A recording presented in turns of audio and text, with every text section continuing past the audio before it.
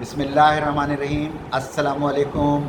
मेरा नाम डॉक्टर लियाकत अली है। मैं अक्सर आपकी खिदमत में कोविड-19 के सिलसिले में हाज़िर होता रहता हूँ, लेकिन आज मैं आपकी खिदमत में एक बहुत ही अहम, वेरी इंपॉर्टेंट ब्रेकिंग न्यूज़ लेकर हाज़िर हुआ हूँ। एक नहीं बल्कि दो ब्रेकिंग न्यूज़ लेकर हाज़िर हूँ। लेकिन इससे पहले कि मैं अपने टॉपिक की तरफ आऊँ, मैं आपसे वही एक बात जो हमेशा कहता हूँ कि जो मीडिया चैनल है मेडिकल ख़बरनामा बाय डॉक्टर लियाकत अली, इसको सब्सक्राइब भी करें, बेल आइकॉन को प्रेस भी करें और शेयर ज़रूर कीजिए ताकि ये बर वक्त आपको भी मिले और दूसरे लोगों तक भी पहुंचती रहे। तो आप अब हम आपके आज के टॉपिक। डॉक्टर साहब, आप हमें हमेशा कोरोना के बारे में अहम मालूमात फ़राहम करते रहे हैं।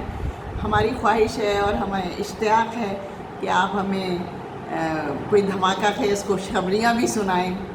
एक नहीं, दो खुशखबरियाँ आज। अच्छा, तो पहली जो खुशखबरी मैं देने जा रहा हूँ वो एक कैंसर के सिलसिले में। देखिए, कैंसर दुनिया में ये बहुत ही मुज़ी मर्ज़ है।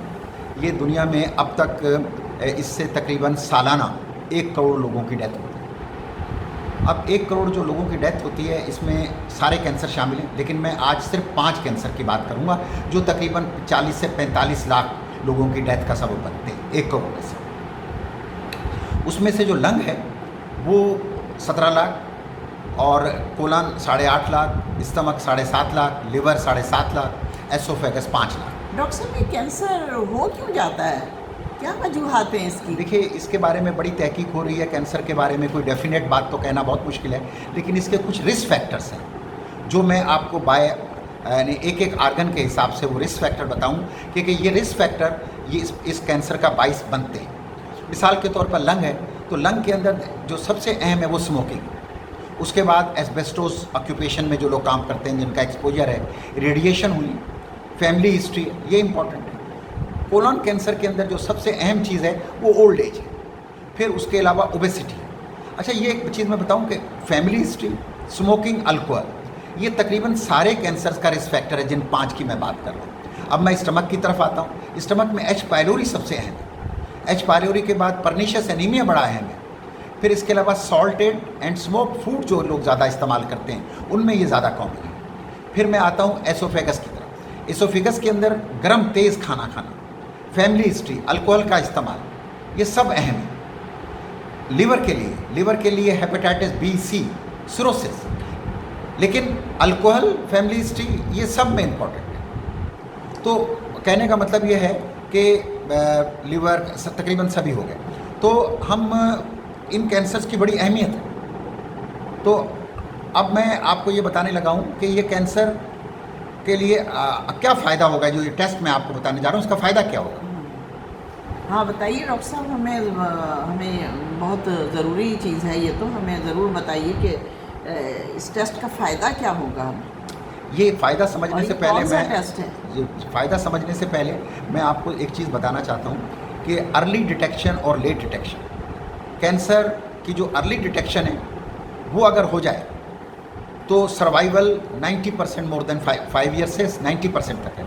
अगर लेट डिटेक्ट हो तो ये 27% सर्वाइवल है। अच्छा, देखिए, ये जो टेस्ट आया है ये बड़ा एक सिंपल सा टेस्ट है। इसके अंदर सिर्फ ब्लड या प्लाज्मा का टेस्ट होता है, ब्लड या प्लाज्मा का टेस्ट होता है। और जो दूसरे होते हैं जैसे लंग है, बड़े इन्वेसिव टेस्ट होते थे, जैसे ब्रोंकोस्कोपी, सीटी स्कैन लंग के लिए, एसोफेगस के लिए एंडोस्कोपी और बायोप्सी, स्टमक के लिए एंडोस्कोपी और बायोप्सी, लिवर के लिए CT scan, ultrasound, biopsy, colon के लिए कोलोनोस्कोपी। तो ये बड़े इन्वेसिव और बड़े मुश्किल और महंगे टेस्ट होते थे। अब बड़ा आसान टेस्ट हो गया। आप ब्लड में टेस्ट करें और आपके साथ रिजल्ट आ जाएगा, और ये आपको अर्ली डिटेक्ट करेगा, यानी तकरीबन 4 साल पहले बता देगा कि इस आदमी को कैंसर होने का बहुत ज़्यादा इम्कान है। ये तो बहुत अच्छा फ़ायदा है। जी हाँ, ये बहुत बड़ा फ़ायदा है, क्योंकि अर्ली डिटेक्शन, अर्ली ट्रीटमेंट और सर्वाइवल बढ़ जाएगा मरीज़ का। तो इसलिए ये एक बहुत बड़ी बिग चेंज आएगी जब ये टेस्ट अवेलेबल हो जाएगा। तो इससे बहुत फ़ायदा होगा, अर्ली डिटेक्ट होंगे, लोगों की अमवात कम होंगी और सर्वाइवल बढ़ जाएगा। ये तो थी आज की खुशखबरी। जो पेंसी टेस्ट है, टेस्ट हाउ सिटी में इसके बारे में स्टडी हुई है, और ये होता है basically DNA methylation, tumour DNA methylation ये टेस्ट कहलाता है। तो ये होगा तो 4-5 साल पहले, 3 से 4 साल पहले आपको पता लग जाएगा कि कैंसर का शुरू। और डॉक्टर साहब, आप कुछ कोरोना के बारे में भी हमें कोई खुशखबरी सुनाने जा रहे जी हैं? बिल्कुल, कोरोना के बारे में तो खुशखबरी ज़रूर सुनाऊंगा।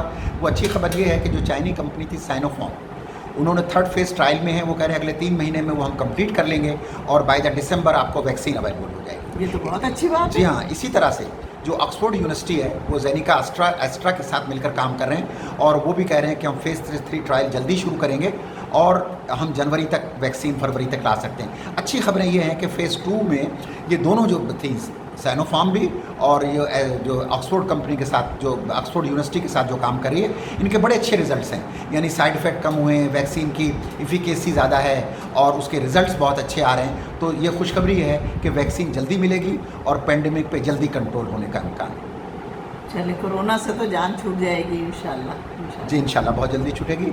अब मैं आपसे इजाज़त चाहता हूँ और इससे जब मैं पहले इजाज़त चाहूँ, मैं कहूँगा आप भी खुश रहिए, अपना सबका अपना ख्याल रखिए, अपने मोहल्ले का, अपने घर वालों का, सबका ख्याल रखिए।